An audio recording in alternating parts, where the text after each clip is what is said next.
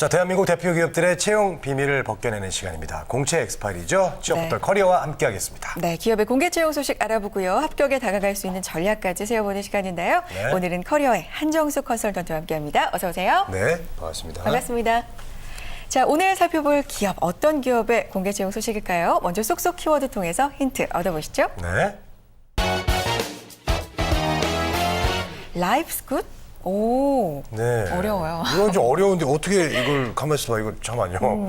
라이프 생활에 좋은 것? 아니면 또 그것이 또 상품이라는 뜻도 있는데. 그래요. 근데 뭔가 앞자가 지금 네. 이니셜처럼 네. 대문자로 돼 있잖아요. 그래요. 거기 힌트가 있지 않을까? 뭘까요? 그런 눈치가 다 보는데 예. 맞을까요? LG. LG예요? 네, 맞습니다. 네. 저는 홍선혜 씨한테 묻어가는 거예요. 네.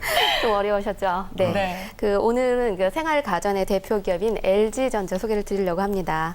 그 백색 가전의 전설로도 알려져 있죠. LG전자는 1958년 금성사라는 이름으로 시작을 했습니다.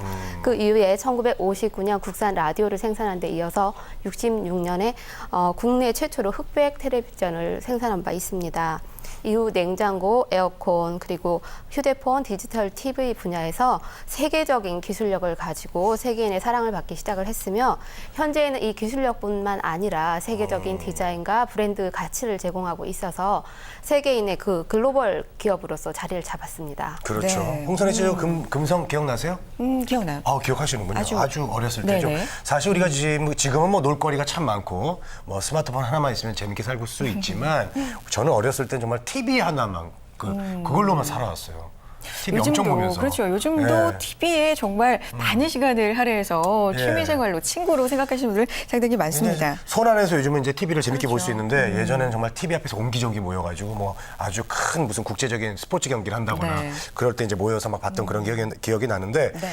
자, 가전 부문에서 국내뿐 아니라 국제적으로도 굉장히 이제 영향력이 큰 기업이 됐고요. 그래요. 최근에는 뭐 아까 말씀드렸듯이 IT, 모바일 또 자동차 분야까지 사업 영역을 확대하고 있는 그런 회사로 저희들이 알고 있습니다. 네. LG가 요즘에 좀 주목하고 있는 분야가 있다면 어디에 좀 주목을 하고 있나요? 네, 최근 주목하고 있는 게 스마트홈이라는 그렇군요. 분야인데요. 네네. LG전자에서 스마트홈 확대를 위해서 그 모바일 메신저인 라인과 카카오톡을 그 가전 제품에다 접목을 하고 있습니다. 네. 그래서 이걸 홈챗이라고 하는데요. 그래서 냉장고나 세탁기, 에어컨, 로봇 청소기들이 그 주인이 집을 나갔을 때 스스로 알아서 그 집안 사정을 카메라로 찍어서 그 주인의 그 채팅 화면에 띄워주기도 하고요. 그래서 스마트한 그 생활 환경을 만들어주는 역할을 하고 있습니다. 네. 홈챗. 정말 가정생활 전반이 스마트화가 되는 거군요. 상당히 그렇습니다. 신기한 기술입니다. 자, 오늘은요, LG전자의 채용 소식 자세하게 알아보겠습니다. 궁금하신 점 있으시면요, 저희와 함께 나눠주세요. 유료 문자 메시지와 일반 전화 통해서 받겠습니다. 문자는 샵 8181, 전화는 서울 전화 02-845-1901번으로 남겨주시기 바랍니다. 네. 자, 공채 엑스파일 오늘 LG전자의 소식인데요. 오늘 가지고 오신 소식이 하반기 공개 채용 소식일까요? 네네, 그렇습니다. LG전자는 2014년 하반기 분야별 신입사원 공채를 지난 9월 1일 시작했습니다. 서류 마감은 9월 18일 22시까지고요. 근무 지역은 서울, 평택, 인천, 구미, 창원입니다. 사업부별 근무지가 다르기 때문에 반드시 사전에 확인하시기 바랍니다. 네. 그러네요. 예. 자, LG전자입니다. 채용 프로세스를 알아보겠습니다. 일정 위주로 좀 설명을 해주시죠. 네네. LG전자는 9월 중에 입사 지원서 마감에 이어서 10월 4일 인적성 검사를 실시합니다. 그리고 10월 중에 최종 서류 전형을 마치고요. 11월까지 면접, 그리고 12월까지 신체 검사에 이어서 2015년 1월까지 최종 입사를 진행할 예정입니다. 네, 그렇군요. 9월 18일 마감이면 지금 한창 자기소개서 때문에 고민하시는 분들이 상당히 많을 것 같습니다. 자기소개서 항목 소개해 주실까요? 네네. LG전자는 2014년 하반기 자기소개 항목을 마이 컴피턴시, 마이 스토리, 마이 퓨처라는 3개의 항목으로 정했고요. 열정과 역량, 성공 경험과 실패 경험, 그리고 10년 후 계획 등 3가지 항목을 적도록 되어 있습니다. 네. 상반기에는 뭐 좀 더 항목도 많고 글자 수가 좀 많았던 것으로 저희들이 기억을 하죠. 예. 자, 하반기에는 항목과 글자 수에서 조금 이제 변화가 느껴집니다. 네네. 네. 그 2013년 지원자와 2014년 상반기 지원자가 혼선이 있을 수 있는데요. 글자 수와 항목 면에서 변화가 확실하기 때문에 다시 지원하시는 지원자께서는 그 지원서 작성에 주의하시기 바랍니다. 네. 약간 좀 항목도 줄어들고 뭔가 간단해진 느낌이 있는데 그래도 이게 오히려 더 어려워지지 않았나 그런 생각이 들어요. 특히나 열정을 표현하는 부분이 있어요. 사실 내가 가진 열정이 정말 많아도 이걸 어떻게 표현하는지에 따라서 천차만별이 될 수가 있잖아요. 스킬이 참 중요할 것 같은데요. 네. 열정에 대한 부분은 가능하면 지원한 사업부라던가 직무에 맞추면 좋겠지만 만약에 관련성이 없다면 그 직무 성향에 맞는 쪽으로 하시면 되겠습니다.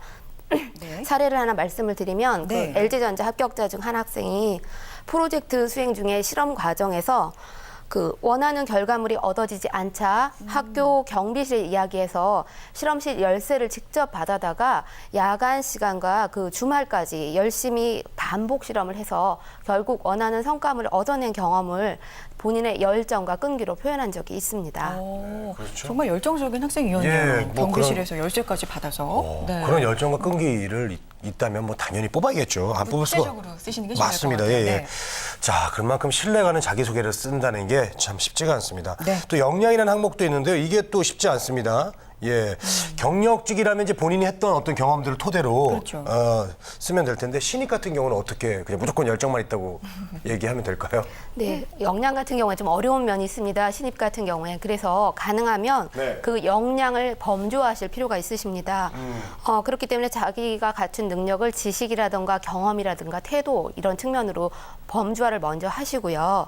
예를 들어서 이제 품질 관리직 지원자라면 직무와 관련된 전공 과목 이름과 그리고 외부에서 받은 품질 관리직 관련 교육 등을 직무 기초 지식으로 범주화하시고 인턴, 프로젝트 그리고 아르바이트, 유관 아르바이트 경험이 있다면 이것을 실무 경험으로 범주화하시면 좋겠습니다. 네. 그리고 또한 분석력이라든가 커뮤니케이션 능력, 끈기, 체력 등과 같이 그 직무에서 필요로 하는 다른 역량이 있다면 기타 역량으로 분류하셔서 조금 더 구체적으로 사례 위주로 작성하시면 좋겠습니다. 네. 네. 역량이라고 하면 내 장점, 내 강점들 쭉 나열하기가 쉬운데 그걸 또 범주화한다고 범주화하는 게 좋다고 지금 팁을 또 주셨습니다. 상당히 좋은 그런 조언인 것 같네요. 네. 자, 여러분의 궁금한 사항 이제 문자 통해서 확인해 보겠습니다. 문자 하나 보여주세요. 네, 질문 주세요.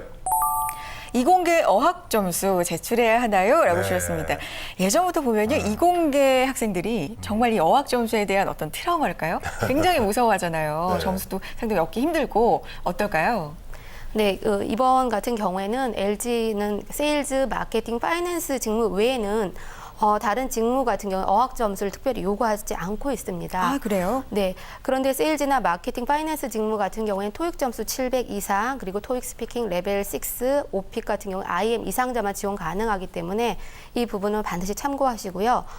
기타 직무 같은 경우에는 어학 점수를 굳이 적을 필요는 없지만 만약에 본인이 2년 이내의 공인 어학 점수가 상당 수준을 유지하고 있다면 적어두는 것도 나쁘지 않다고 생각됩니다. 네. 그래요? 그렇군요. 그리고- LG전자, 네. 계속 말씀해 주세요. 네네. LG전자의 경우에는 면접일에 또 간단한 영어 테스트가 있기 때문에 이 점도 꼭 숙지하셔서 미리 준비하시면 좋겠습니다. 당일날요? 네네. 그럼 그거는 스피치로 한다는 얘기겠네요. 예, 그렇습니다.